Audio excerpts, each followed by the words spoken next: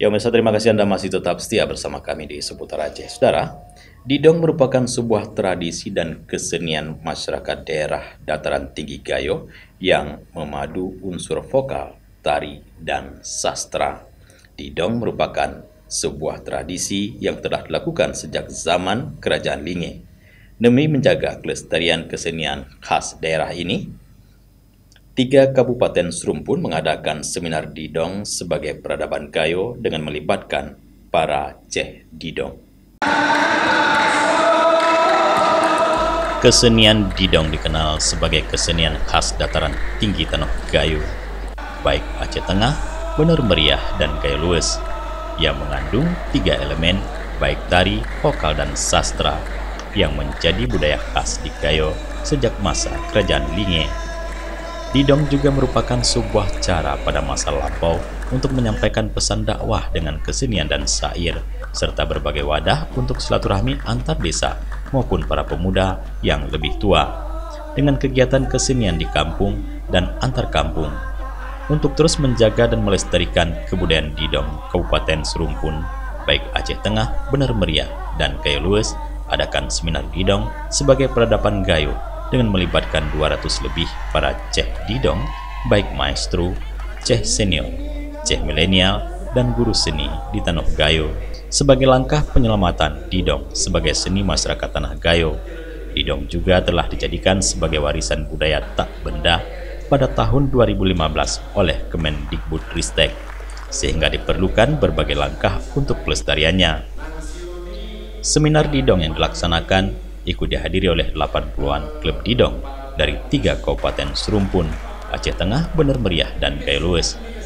Dengan membicarakan seminar didong di peradaban Gayo, para tokoh-tokoh Tanah Gayo juga baik budayawan maupun akademisi serta pemerhati seperti Muklis Gayo, Cehdin, Ibnu Hajar Lutawar, Salman Yoga, Irwansyah, dan Fikar W. Eda yang dipandu oleh Dr. Edi Junaidi, menghasilkan beberapa rekomendasi diantaranya.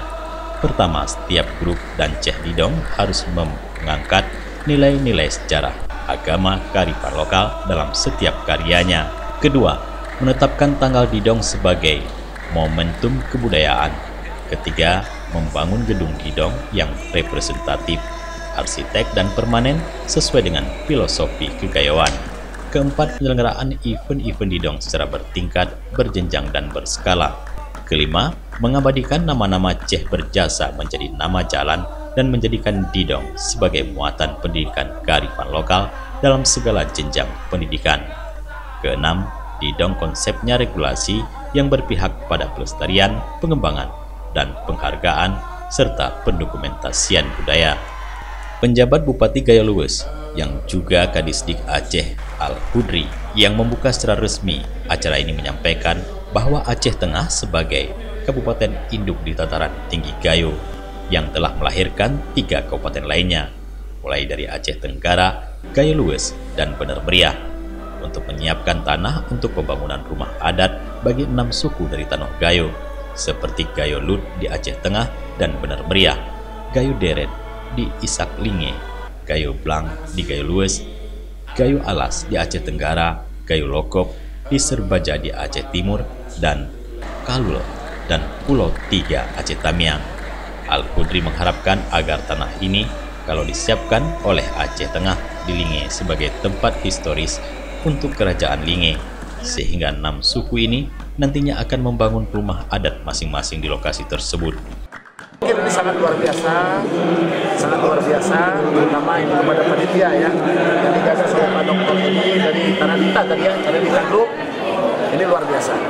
Saya tak bisa ngomong dengan kata-kata lagi lah.